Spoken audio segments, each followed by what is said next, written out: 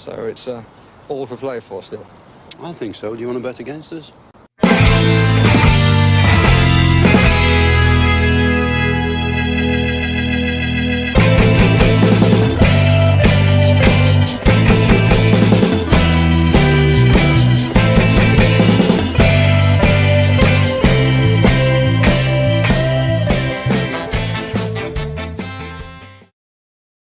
Hi everyone and welcome back to For the Love of Pomegranate podcast. I have no idea what noise just came out of my mouth there when I was saying hi, but we're back and Paddy's here again after our initial, after my initial Leicester review, my ranty review for the Leicester game. I decided it was best to get the more measured rant of Paddy in for a small bit of a review for that, and also we have a Liverpool preview as well to come your way, Paddy. How are you doing? Not too bad. A little bit under the weather, so apologies in advance for the croaky voice, but we'll do our best to get through it. Exactly. I know it's that time of year. I think everybody, whether it's hopefully it's nothing serious for everybody out there, but even myself, I think I've got a bit of a croaky voice, but it's thankfully it's nothing more than that at the moment. But before we do hop into the podcast, I do want to just remind you guys as well that we have some supporting partners as well that we've partnered up with regards to this podcast and all podcasts that we will be doing for the foreseeable future.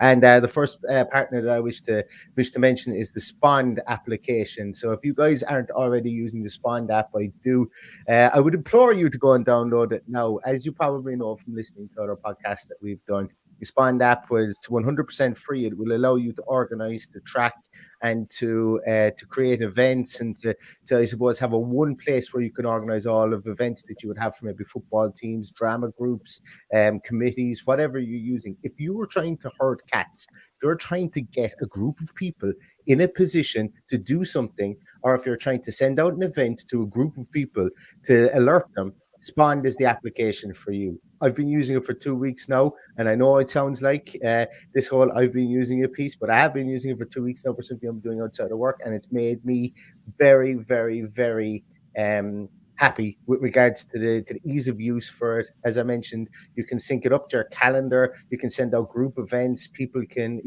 add people to it, and it's a very easy way to communicate effectively and communicate changes to events, etc. In an easy way. Also, you can request payments from people as well in a safe manner through the application too.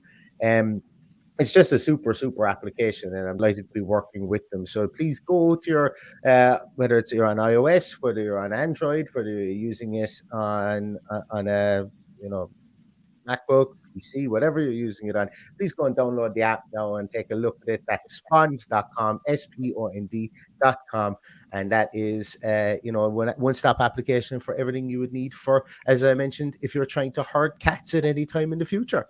So that's a little bit of housekeeping out of the way, Paddy, first, and I'm delighted to have you on board because I did get a small bit carried away in my Leicester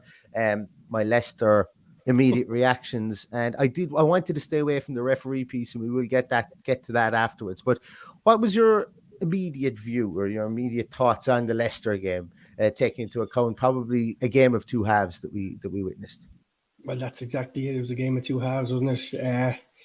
And I suppose that's what Steven Gerrard wants to eradicate and get to a stage where we're playing the same for both halves. I don't know how long that's going to take. It's going to take a bit of a while to bed in his ideas and probably get players up to speed as well. So let's be honest, if it's a game of two halves and we go and win 2-1, I'm perfectly fine with it.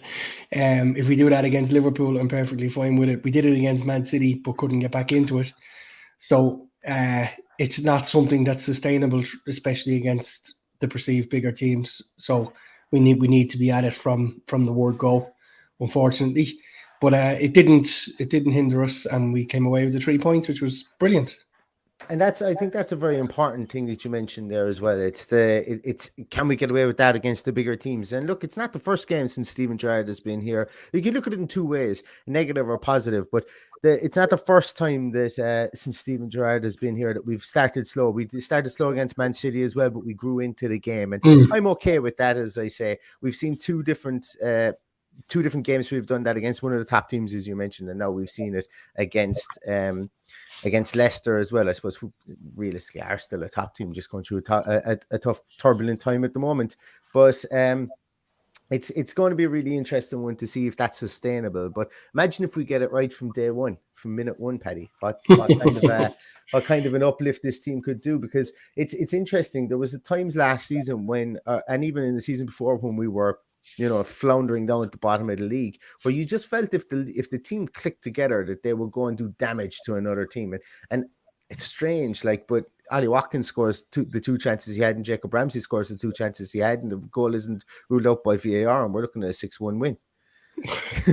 Well, that's the big thing, isn't it? The amount of chances we created is fantastic, and if you're continuously making those chances over 90 minutes, we will go and beat teams 5 or 6-1. It'll come around eventually, but for now, I'm honestly just happy that we came out with 3 points in that game, because that was a big game for us to win. I think it set down a marker to the rest of the league that we're not gone away, and it's given me huge optimism that we can push on now and look at being steady in the top half of the table, and maybe even looking at a European spot if things continue the way they are.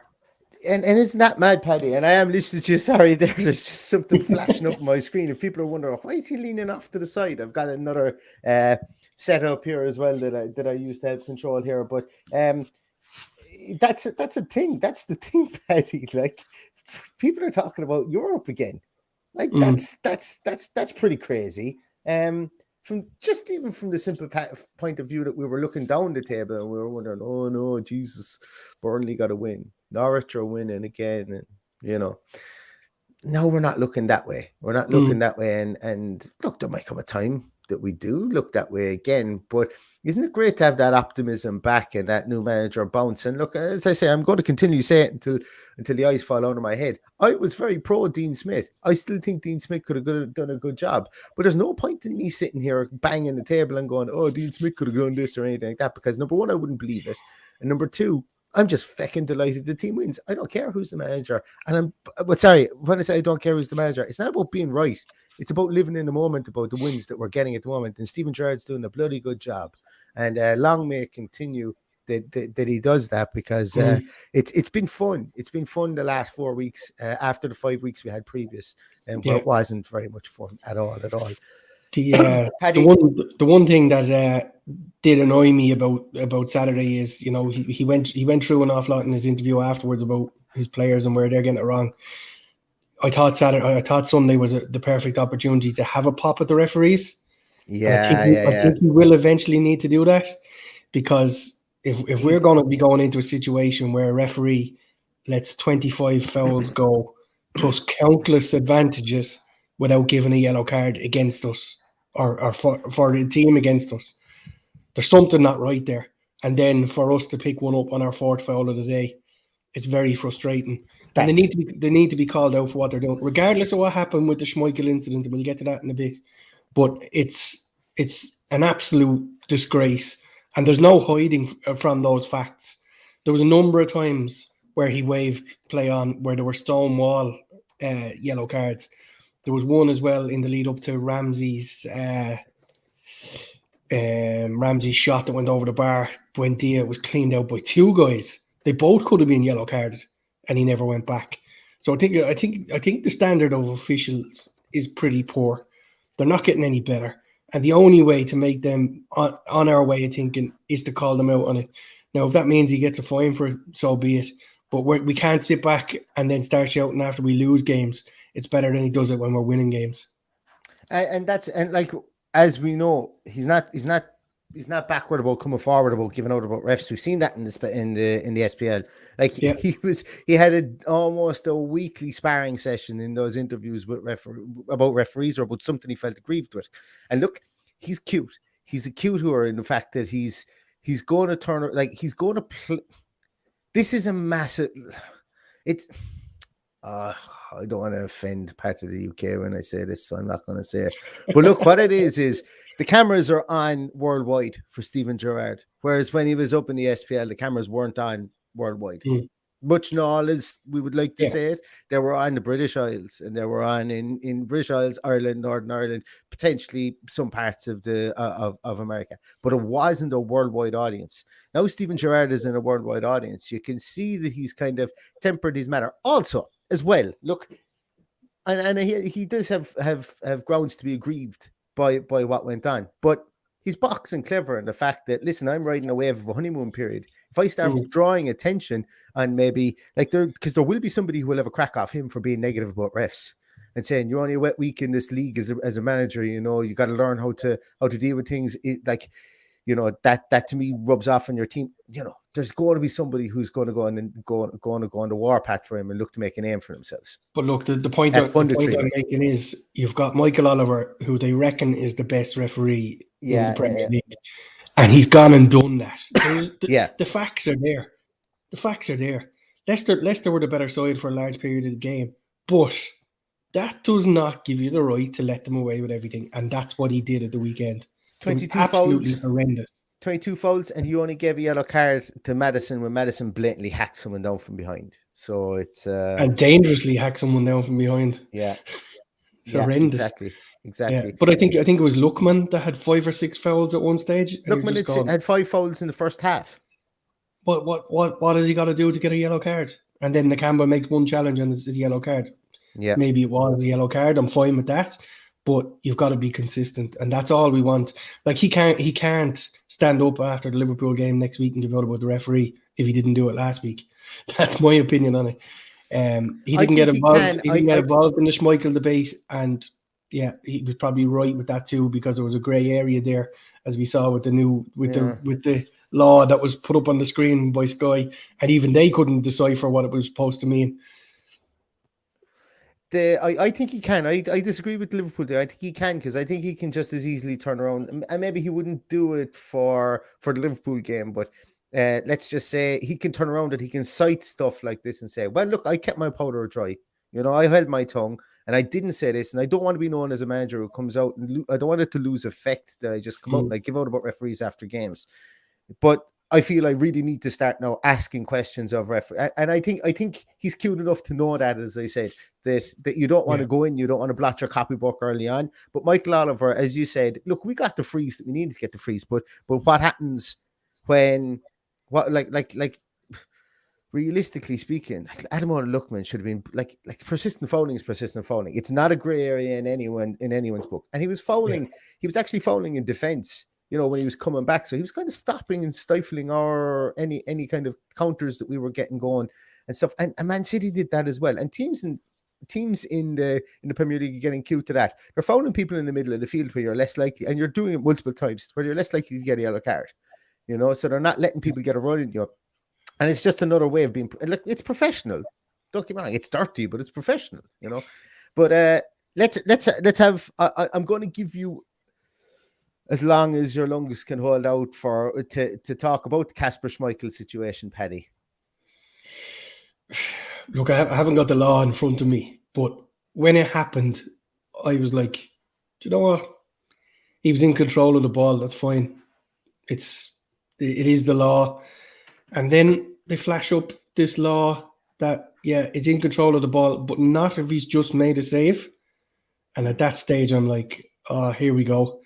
So we're going to see a similar situation to what we had against Man City last year when Rodri came around Tyrone Mings from an offside position and scored the goal, or they scored from it. We're going to see this rule change now during the week. And it wouldn't surprise me if they change it. Who in their right mind sat down and made that law? So in hindsight, I'm going, that's fine. I was okay with the chat. I was okay with the fact that he had his hand on the ball. Technically, he's in control of it. Is he in control of it? Probably not, because there's no way he can reach out and grab it with the other hand either, because he's just at a complete stretch. So there's no control of the ball, but he's downward pressure on the ball and it's underneath his body, as the law says. But he's made a save. It's bounced off him. So apparently that law doesn't. How in the right mind that IFAB or whoever making these laws, how that becomes a situation is beyond me.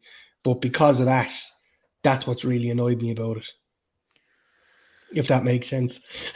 No, it absolutely does. It does. It's kind of like a little bit of information it can hurt you a lot, So at that period of time, you thought everything was right, but like you didn't understand the rule, and then it just becomes apparent that Michael Oliver didn't understand the rule, or that the rule was written in a way that it gives referees an out. And it gives the ambiguity to a referee. So my big thing here is that if you've got rules, you can't have arbitrary decisions that a referee can make in situations like that. Like, you have people who've mentioned as well saying that, oh, but it was player welfare. He was looking after player welfare. But that's like, the rule is there. Like the rule for this specific issue and this specific incident is there. At nowhere in the rule does it say this is trumped by player welfare, or the referee has, and I wouldn't mind if it said there that the referee has the discretion to blow up the play if he feels that it was dangerous conduct from it. Like, that's all I need to put in there. And for me, I work in an industry whereby we have to have heavily, everything is heavily regulated. You have to look at literally semantics of words and stuff like that as well. And the Premier League is a multi-billion euro industry, multi-billion pound industry, multi-billion dollar industry. And to have that ambiguity from a rule, yes, it may only happen once in a blue moon, but come on. Like, you look for professionalism from players, you look for professionalism from referees, and everybody goes out there to have a good day, and no one goes out there to not have a good day. But the referees, like the referees are only playing to the rules that are there. So put in the clauses or the caveats if need be. It's just, it makes sense. Anyway, we won't dwindle on it too long, Paddy. Yeah, and my biggest gripe is with Schmeichel himself and the way absolute shithousery that went on afterwards. I've no problem with a fella getting injured, but the guy was absolutely lying through his teeth, taking off the glove, pretending his arm is broken. It was absolutely disgraceful conduct. I'd love to see his X-ray that he was talking about in his interview, because there's fucking no way it was X-rayed this week. Yeah. It's an absolute disgrace, and he's an embarrassment to himself and his club coming out and talking shite like that. Paddy alerted me to the fact about this time last year, or whenever we played Leicester, I think when Ross Barkley scored, that he wasn't the biggest Kasper Schmeichel fan, and I couldn't. And I'll be honest with you, Paddy, I was kind of going, oh really? I don't really mind him at all. And it's only since then you've mentioned it, I've kind of looked at him and gone, yeah, I don't know. But then again, look, he does do some great stuff as well, I suppose. There is always that side of the coin. Anyway, line drawn under Leicester. We won, you lost, get over it. That's the way it goes. Liverpool coming up at the weekend, Paddy. Obviously, we won't know a whole pile about it when we're recording this, because we have no injury news. We've got no press conferences or anything like that. I suppose what I'm looking for you for you today from the Liverpool point of view, Paddy, is, what constitutes a decent day out, I suppose, at the week at Liverpool. Well, I think I'm not expecting any points from it. I think anything we get is a bonus. So I think a low scoring defeat, and I'd be okay with it. If we were to go and lose the game badly, I think I'd be a bit annoyed. But I think we're more than capable of getting a good performance out of it, and maybe even nicking a draw. But I think a draw would probably be the best that we can hope for. I think so too. You often, and I am going to point you out and say, you often talk about free hits, even though Dean Smith back in the day told you weren't allowed to do it. But you do talk about free hits, and I'm going to agree with you on this one. Look, by God, last time we talked about free hit against Liverpool, we won 7-2. And I keep going back to it, and I know there's going to be Liverpool people listening to this, because I know some of my mates listening to this who are big Liverpool fans, and they go, oh, you talk about it for the podcast as 7-2. But it was like, it's just the anomaly of anomalies that you would get in sport. But I remember we talked about a free hit, and I remember the two of us were bursting ourselves laughing afterwards at it. At the fact, a free hit, and we go, hey, we win 7-2. We need to have more free hits again. But I think it is, and I think what Steven Gerrard will look to do is he'll put his money where his mouth is with regards to the defensive performances that he's wanted and that he's looked for. And don't be surprised, I would say, to see a Man City first half type. When I say Man City first half type performance, I mean Man City first half type performance without the Rodri deflected goal. Well, look, the one thing we do need is the fact that we have a week to prepare, as opposed to Liverpool being away in Milan during the week. So we have a week to prepare. Man City was a midweek game, so we had a short lead into it. There'll be a lot of work done on the training ground on how to combat this Liverpool attack. Having listened to Jurgen Klopp last night, who dropped some of his players, or rested some of his players yesterday, that means he believes that the Aston Villa game is more important, and they will be going for it bald-headed on Saturday. So we need to be at the top of our game, and I'm just delighted that we have that week to worry about, week to work on it, of all the weeks, because I know we've got Norwich midweek, and then we've got Burnley after that. They're the ones I'd be maybe less in need of a lot of preparation for, because we know what we're going to get. But the Liverpool one is a completely different animal. Do you know where Klopp is a bit of a salty individual? He comes across a great guy in a lot of things he does, but he can be salty, and I get that funny feeling that he's a grudge holder. Do you ever like? I don't know. Don't No. you? No. Maybe grudge holder is the wrong thing, but you know, he didn't like Ole Gunnar Solskjaer, and Ole Gunnar Solskjaer didn't like him. They used to rattle each other. Nobody likes Ole Gunnar Solskjaer. I know, but I think what I'm trying to get at here, and I suppose grudge holder is the wrong word that I used, but do you think it's always in the back of his mind that Villa could have done us a solid for that semi-final when we had to play the kids? Villa could have done us a solid, but they didn't. And then I suppose we had to do the opposite then for them then afterwards. No, I don't believe he's a guy, and I keep going back to this, and people always pull me up on it when I go back on it, but I will continue to go back on it because it's what I believe in. But the time they gave us a hammering in the year that we went down, the guy who was interviewing him after the match was talking about how great it was and blah blah blah, and he said today is not the day for singing. A great club like Aston Villa is about to lose its Premier League status, and that's true. We won't be celebrating it. So for that reason alone, I thought that was I don't think I've heard it from any other manager in all my time watching football, and I just thought it was the classiest of class things to do, and I've never forgotten it. That's true, actually, yeah. And I look, and if you remember rightly, they hammered Man United a few weeks ago, and he didn't rub it in either. So. I think he takes the good with the bad. He'll lose the plot on the sideline, absolutely, if he thinks he's being hard done by. But I don't think he rubs it in at all. Yeah, actually, you know, that's a good point. I had forgotten all about that. You know, that piece that he did come out and he did say this, and now is not time to 2 foot tackle Aston Villa. Yeah, you know, they're a good club, and yes, and you know what? I changed my mind. All right. And that's okay to do too. So yeah, look, I suppose that's there's no real point in going too much into the Liverpool piece at the moment. We will have chat a bit more in the Team G tantrum. Yeah, we'll know a bit more where we're at. Do you think, Paddy, that there could be some parts of the media that might spontaneously combust with excitement to Steven Gerrard going back to Anfield as manager? Oh, and you know what makes me really happy is the match is on at 3:00 on a Saturday, and we don't have to listen to the likes of Sky Sports and BT Sports rolling out the absolute assholes to blow smoke up the arse of Steven Gerrard. We just got a 3:00 kickoff on a Saturday. It is what it is, and we fly under the radar, hopefully. And what a better way to fly under the radar is to go and beat them on their home turf. I'd love that. I think so too. I'm not expecting it, but I'd love it. It would be absolutely fantastic. Once again, yeah. I think you would be, even the most foolhardy of people wouldn't be expecting it. Wouldn't be expecting us to win. But look, we'll go down, we'll give it a good try, and this is once again another barometer as to where Steven Gerrard's tactical nous is coming in. I'm looking forward to seeing what adjustments are going to be made. As I said, I've spoken about first half. I'm not going to call it lacklusterness, but first half feeling our way into it, and then second half coming out like trains. That's all because of adjustments. You see it an awful lot in American sports, and it's all because of performance analysis. And Steven Gerrard seems to be leaning very heavily on that with Michael Beale, and we'll see what they can maybe garner from this Liverpool team that they can maybe put into practice from minute one, and then see if we can curtail them till halftime, make some adjustments, hit them on the break, and it'd be really interesting to see what team goes out as well, Paddy, because as more and more people are coming back to fitness, you know, it's going to be an interesting one. Just before we go, Paddy, as well, the under 18s last night crashed out of the FA Cup 2-0 to Leicester.